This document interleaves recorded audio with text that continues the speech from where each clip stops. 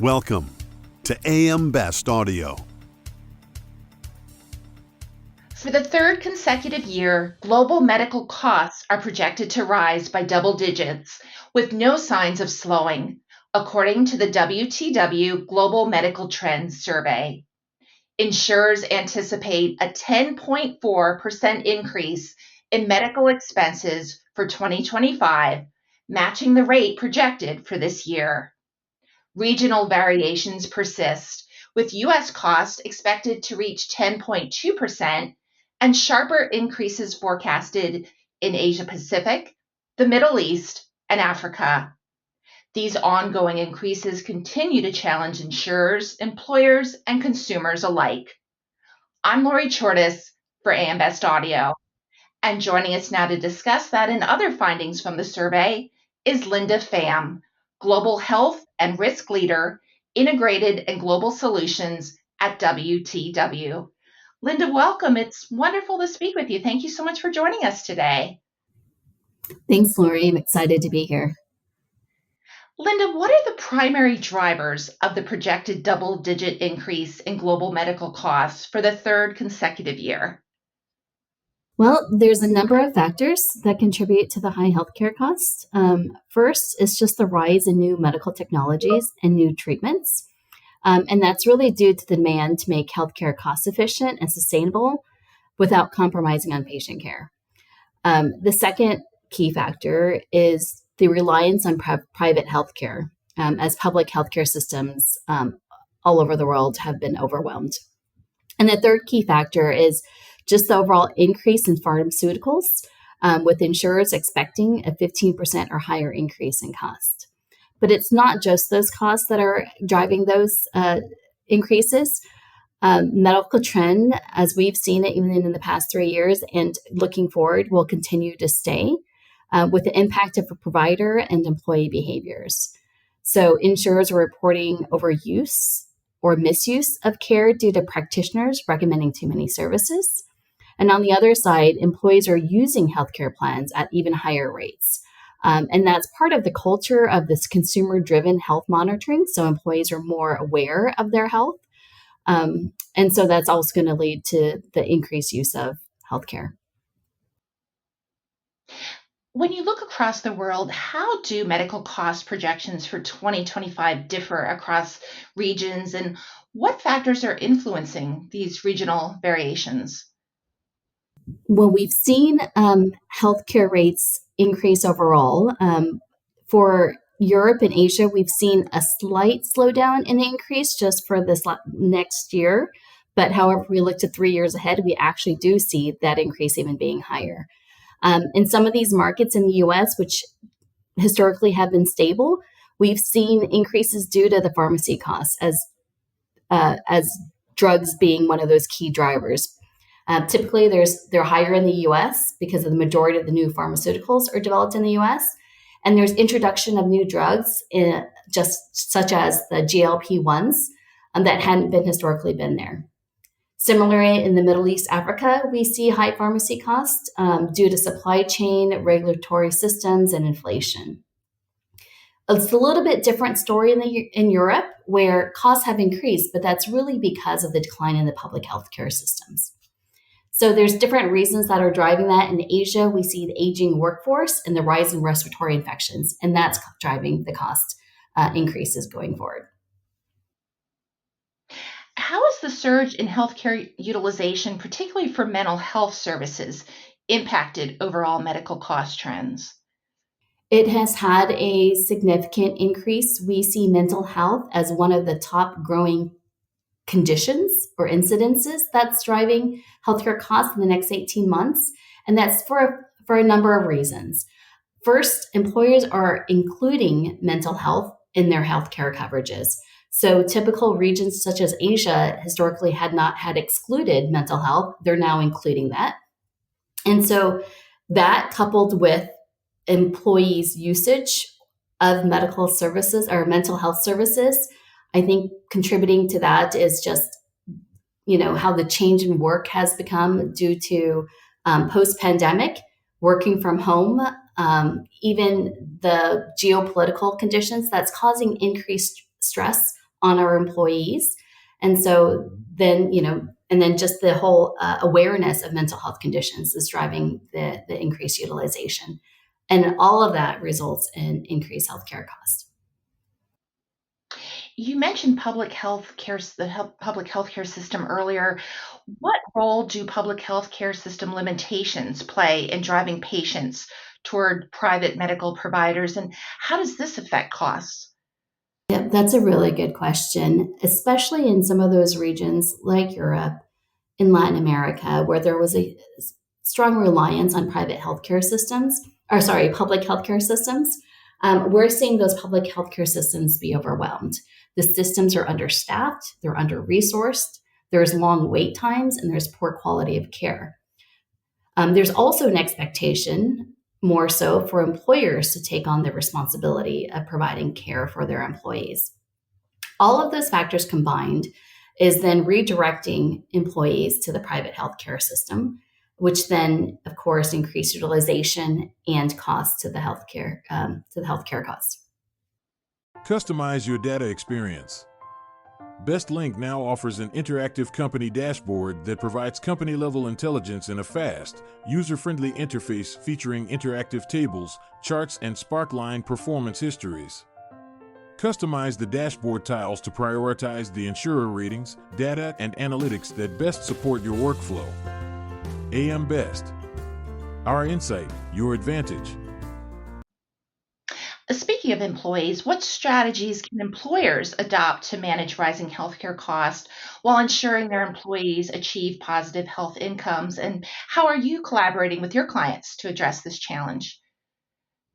This is a recurring conversation that we have with all of our clients. It is top of mind because it's a realization that this issue is not going away. And so there's a number of ways to get ahead of it. First is through looking at the plan designs themselves and having employees take accountability in how they use those plans. One mechanism is through cost sharing, which is where employees participate in the cost of the healthcare plans themselves. So this looks different by regions. In Americas and Europe, they use deductibles, which means that employees pay a certain amount before they are able to access the healthcare and the insurance programs. In Asia Pacific, it's more of a co-insurance where the employees will pay, let's say, 20% of the cost, and 80% of that is covered by the insurance plan. And then the Middle East and Africa, they have what we use co-pays, which they're paying a dollar amount of some sort before they access certain services. So redesigning the plans to add co-sharing is part of that. And the other piece is just really looking at the networks that employees are accessing, especially in the Middle East, where we have a lot of expensive providers. And so having accredited networks or use of preferred networks so that employees are going to the right providers that we know have been successful in not only mitigating the conditions, but that their services are reasonably priced. The other aspect of that is the cost and claims management. And one of those areas that we're working with clients on is really looking at predictive analytics and taking a risk management strategy approach so that we're looking at the health of the employee population themselves, working with carriers to get more data on what those claims, what's driving those claims, and being able to predict what the future costs would be and making sure we're taking targeted measures on that. Linda, how are insurers and employers leveraging digital health solutions and vendor partnerships to control cost and enhance healthcare value? Insurers are leveraging AI capabilities. They do believe this is one of those very important criteria, being able to improve the healthcare value. Historically, the healthcare industry has been slow to adopt just because of the technologies used in hospitals have been a bit outdated. And so it will take time to integrate AI capabilities, but once it gets going, we can see a rapid acceleration of AI capabilities. And it's using these AI as a key driver to enhance the quality of healthcare, starting from the administration of health coverages. Right now, it's very manual.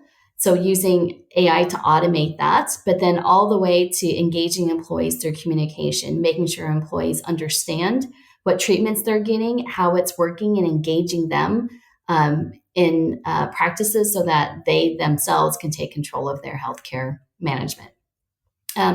Another area with partnership is carriers as well as employers are looking at standalone providers that specialize in certain areas of condition management. Examples is, there's specialty fertility providers, well-being providers, telehealth, and adding that on as part of the coverage, but ensuring that these providers have the capabilities to integrate care with the primary provider. We see these models in, even with providers, as an example, in the UK, they've implemented guided care models. And this purpose of this is to minimize secondary care referrals. Once we've introduced telehealth and virtual appointments, what we've realized is that that's actually increased utilization because employees would go seek virtual care appointments, but then they would then go in person and get a secondary referral. And so part of this guided care model is to minimize that secondary care referrals and really be able to treat the employees through the telehealth appointments. Looking ahead, what might we see in terms of healthcare cost in the coming years?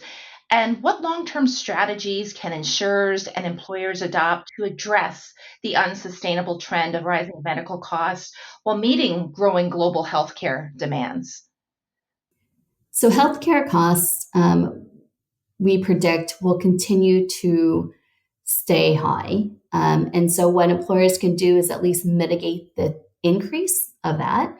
And there's a number of different ways in which they can do that. First and foremost is just, taking action on preventable and early detection.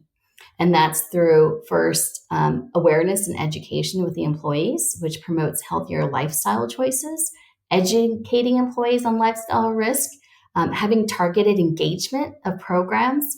And part of that is, being able to understand the data of your employee workforce and really what's driving those claim drivers and ensuring that employers are putting programs in place that tackle those. And so that's also making sure that employees are using preventable and early detection.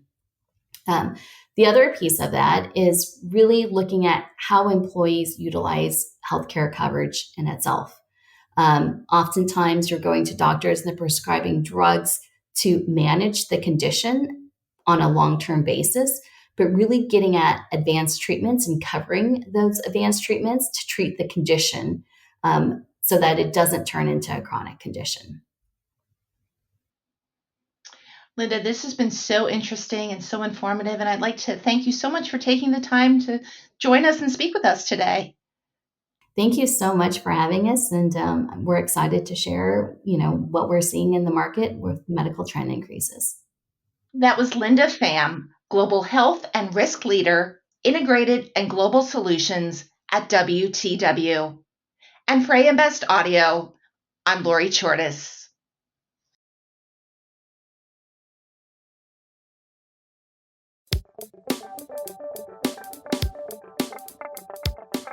Looking to get the full attention of the insurance industry?